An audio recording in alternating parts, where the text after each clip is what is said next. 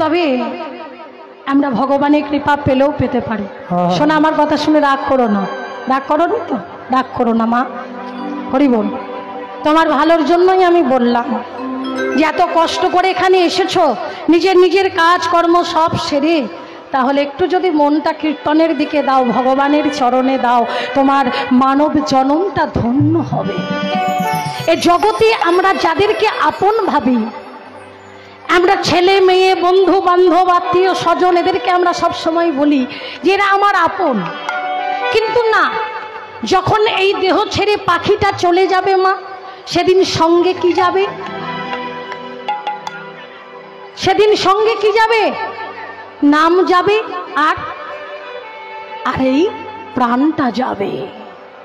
মানুষ কিন্তু মরে না, একটা কথা ভালো করে ভেবে রাখুন মায়েরা, মানুষ কিন্তু মরে না। তাহলে এই যে মানুষ মরে গেলে দেহটাকে সৎকার করে আসি, এই দেহটার সৎকার করি, আমিটা কিন্তু মরে না, আমার ভিতরে যে বসে আছে সে কিন্তু মরে না। তাহলে এই দেহটা কিন্তু বাবা নষ্ট হয়ে যায়। তাই কর্ম আবার যেমন যে করবে, আবার কর্ম অনুসারে আবার এই ধরা ধামে আসবে। নিতাই গৌর প্রেমানন্দে, হরি বল হরি বল হরি বল হরি বল। তাহলে লীলা কত প্রকারের? লীলা হচ্ছে দুই প্রকারের। কি কি? এক হলো নিত্য লীলা, আর এক হচ্ছে নৈমিত্তিক লীলা। আচ্ছা, নিত্য লীলা কোনগুলো? এই যে আজকে সকাল থেকে শুরু হয়েছে যে অষ্টকালীন যে লীলা কীর্তন, এটা হচ্ছে কিন্তু বাবা নিত্য লীলা। হরি বল। দেখুন মায়েরা, এই চর্মচক্ষু দিয়ে কিন্তু সেই লীলা দর্শন হয় না। রাধে রাধে, হবে না। শাস্ত্র বলছে কৃষ্ণ কৃপা জগতময়, গুরু কৃপা কোন কোন ভাগ্যবান ভাগ্যবতী। হরি বল হরি বল। ভগবান শ্রীকৃষ্ণ জগৎকে কৃপা করে রেখেছেন। বলে আমার কাছে একটা মানুষও যা, একটা কুকুরও তা, একটা পশুও তা, কিন্তু বাবা গুরু কৃপা, গুরু কৃপা সবার ভাগ্যে হয়। ভগবান তো সকলকে কৃপা করে রেখেছে, কিন্তু বাবা ভক্তির পাত্রটা যার যেমন, ভক্তির পাত্র যে যেমন ভাবে সাজিয়ে রেখেছে। এই যে এখানে কীর্তন হচ্ছে, কত রকমের লাইট দেখতে পাচ্ছেন না? কোনোটা গোল, কোনোটা লম্বা, কোনোটা লাল, কোনোটা নীল, কোনোটা সবুজ, কোনোটা বেগুনি, কি কোনোটা বড়, কোনোটা ছোট। ঠিক তদ্রূপ যার যেমন ভক্তির পাত্র, সে ভগবানকে কিন্তু ঠিক তেমন ভাবেই আস্বাদন করে। সেই জন্য বলছে জন্ম হোক সেটা যেটা সেটা, কর্ম হোক ভালো, কর্ম হোক যেটা সেটা, সঙ্গ হোক ভালো। আপনি যদি চোরের সঙ্গ করেন, আপনি একদিন চোর হবেন। চুরি না করলেও আপনাকে দোষী হতে হবে, হবেই হবে। ছোট্ট একটু দৃষ্টান্ত দিয়ে দিই। আইনস্টাইনকে তো সবাই চেনেন নাকি? আইনস্টাইনের একটা ড্রাইভার ছিল বাবা। তো একদিন আইনস্টাইনের ড্রাইভার বলছে যে আপনি প্রত্যেকটা সবাই যা যা ভাষণ আপনি দেন, আমি সব মুখস্থ করে ফেলেছি। বলে কি সব মুখস্থ করে ফেলেছো? বলে হ্যাঁ। বলে শোনো, আমি কালকে যাব এক জায়গায় ভাষণ দিতে, সেইখানে আমাকে কেউ চেনে না, তুমি আমার হয়ে ভাষণটা দিয়ে দিও। হরি বল হরি বল। বলে বেশ ভালো কথা।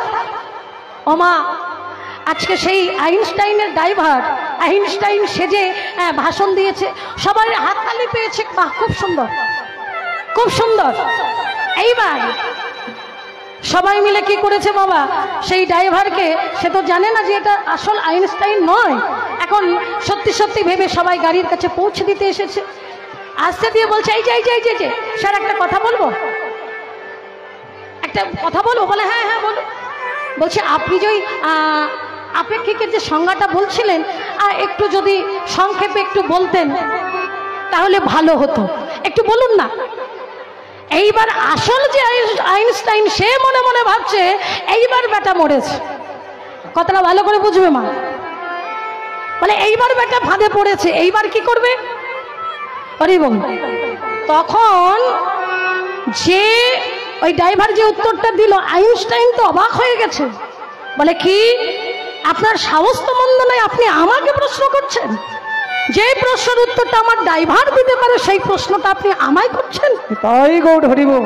আইনস্টাইন তো অবাক হয়ে গেছে, সর্বনাশ, এটা কিসের ফল? এটা হচ্ছে সঙ্গের ফল, সৎ সঙ্গের ফল। সেই জন্য মহাজন বলছে সৎ সঙ্গে স্বর্গবাস, অসৎ সঙ্গে নরকবাস। অসৎ সঙ্গ করলে মানুষের সর্বনাশ হয়, মানুষের কখনো ভালো হয় না। হরি বল। তাহলে বাবা গুরু কৃপা কোনো কোনো ভাগ্যবান ভাগ্যবতী জীবের হয়। তাহলে এই গুরু কৃপা সবাইকে কিন্তু হয় না। তাহলে বাবা এই যখন ভক্ত কখন স্বরূপে আরূপ দর্শন করে, যখন ভজনের ঘরে বসে, লীলা যখন স্মরণে বসে, যখন স্বরূপে আরূপ দর্শন করে, তখন কিন্তু বাবা ভক্তের সঙ্গে ভগবানের মিলন হয়, আত্মার সঙ্গে পরমাত্মার মিলন হয়ে যায়। নিতাই গৌর প্রেমানন্দে হরি হরি হরি বল হরি বল হরি বল রাধে। তাহলে মা এই অষ্টকালীন লীলা কীর্তনটা হচ্ছে এটা নিত্য লীলা, আর নৈমিত্তিক হচ্ছে কারণার্থর প্রয়োজনার্থ, যেগুলো কারণের জন্য ভগবান করেছিলেন। যেমন গিরি গোবর্ধন ধারণ করেছিলেন ওমা, যেমন ভগবানের জন্ম হয়েছিল, রাধার জন্ম হয়েছিল, ফলক্রয় লীলা হয়েছিল, হ্যাঁ ননিচুরি হয়েছিল, এইগুলো হচ্ছে কারণের জন্য ভগবান করেছিলেন, এইগুলো হচ্ছে ভগবানের নৈমিত্তিক লীলা। তাই ভগবান যখন নেচে নেচে গোষ্ঠে চলে গেল, শ্রীমতী রাধা ঠাকুরানী আমার দেখো অট্টালিকা পরে ধনী আমার বসে আছে, বসে বসে গোবিন্দের